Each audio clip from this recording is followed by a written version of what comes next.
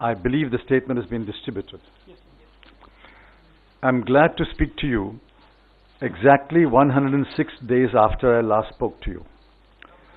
As I stepped out and breathed the air of freedom at 8 p.m. last night, my first thought and prayers were for the 75 lakh people of the Kashmir Valley who have been denied their basic freedoms since August 4, 2019.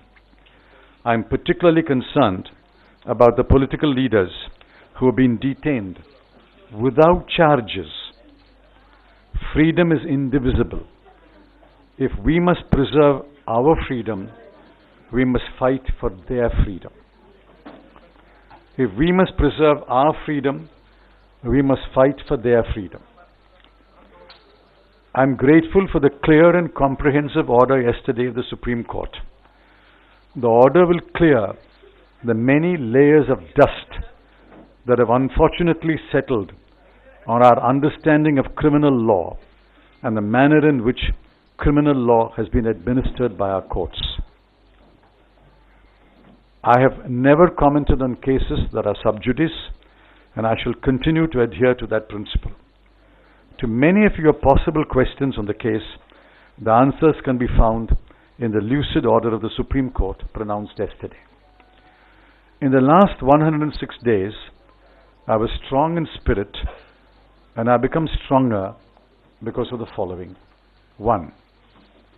My record as minister and my conscience are absolutely clear. Officers who have worked with me, business persons who have interacted with me, and journalists who have observed me know that very well. 2. My family trusts in God. 3. We have total confidence that the courts will ultimately render justice.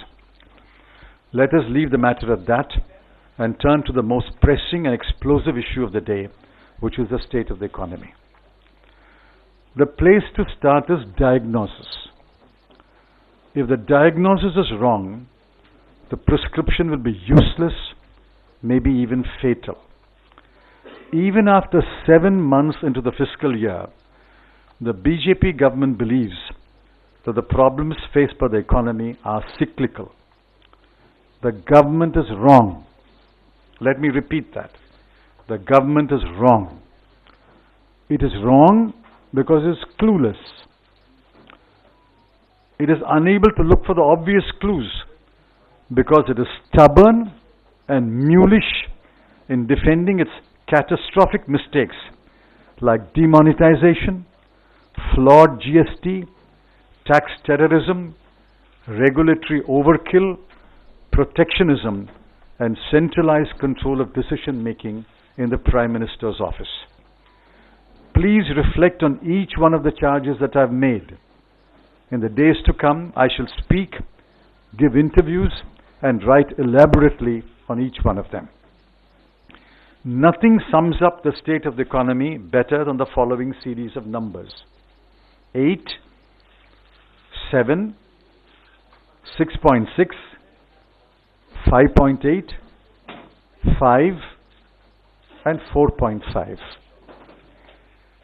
Those are the quarterly growth rates of GDP in the last 6 quarters.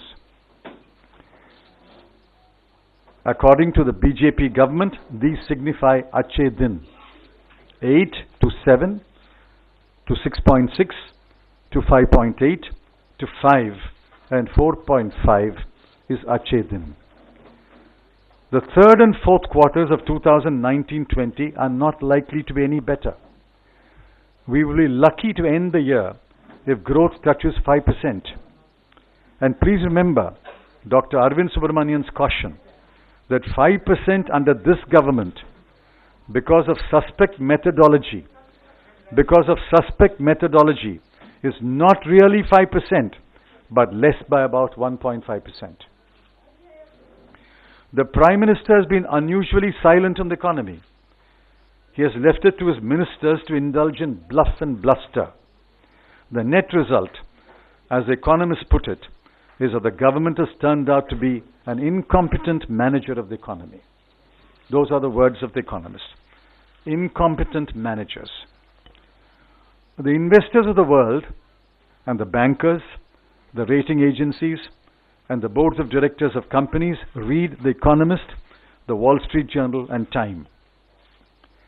They also pay close attention to numbers. Every number, and I repeat, every number points in the direction of a floundering economy. I don't want to overload you with numbers. Here are some numbers. IIP, 4.6 to 4.4 to 3.9 to 2.4. Credit growth to MSME, 0.9, minus 0.4, 2.3, 2.7. Manufacturing, minus 1.2, 1.7, minus 1.4, minus 0.7.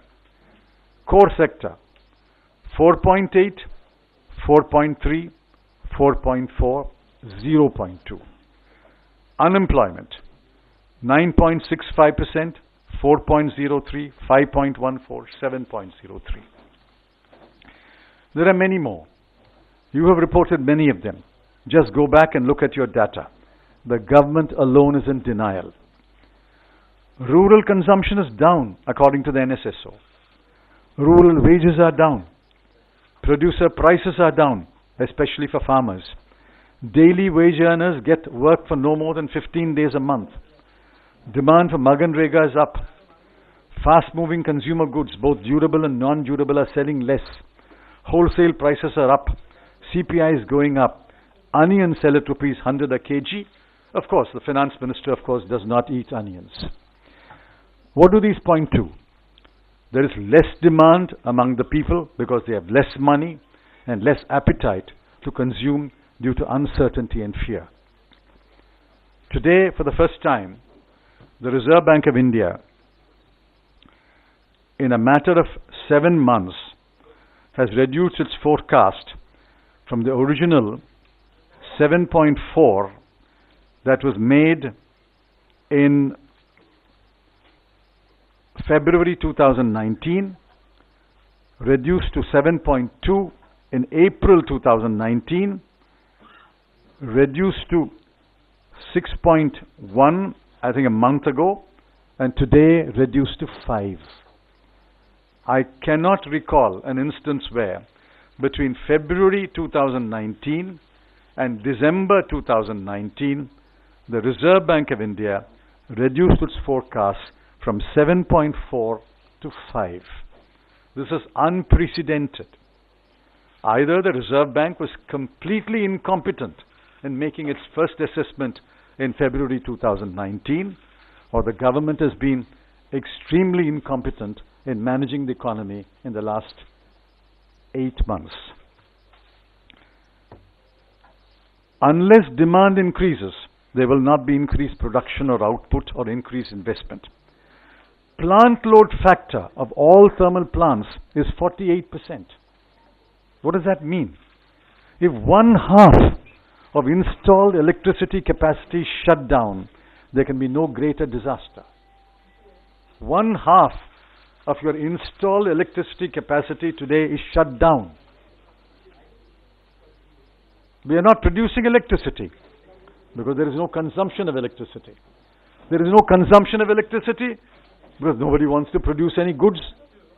1/2 of your electricity capacity is shut down. Government is calling the present slowdown cyclical. Thank God they have not called it seasonal. It is structural, and the government has no solutions or reforms that would address the structural problems.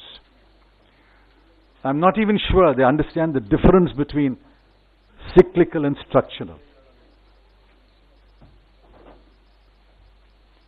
The UPA lifted 140 million people out of poverty between 2004 and 2014. The NDA has, since demonetization in 2016, pushed millions of people below the poverty line. The economy can be brought out of the slowdown, but this government is incapable of doing that. The economy can be brought out of the slowdown, but this government is incapable of doing that. We think that the Congress has the ideas, but nobody will listen to us. I believe that the Congress and some other parties are better equipped to pull the economy out of the slowdown and push economic growth.